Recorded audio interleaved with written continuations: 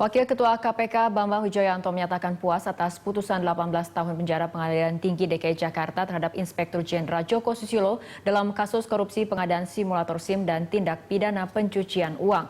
Menurut Bambang, putusan Pengadilan Tinggi itu menjadi sinyal kuat bahwa pengadilan sudah semakin tegas dan tidak bisa dipermainkan lagi oleh para koruptor.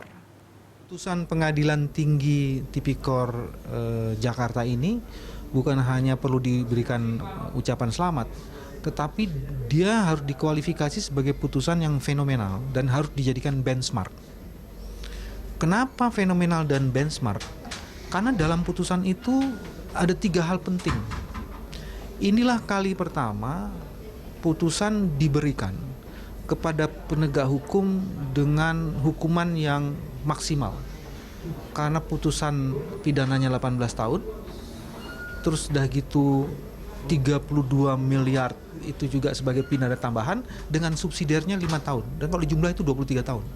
Itu yang pertama. Terus kedua, inilah kali pertama sebuah putusan yang juga menjatuhkan apa yang disebut dengan hukuman politik.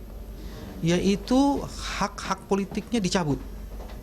Dia tidak lagi diberikan kesempatan untuk menjadi pejabat publik.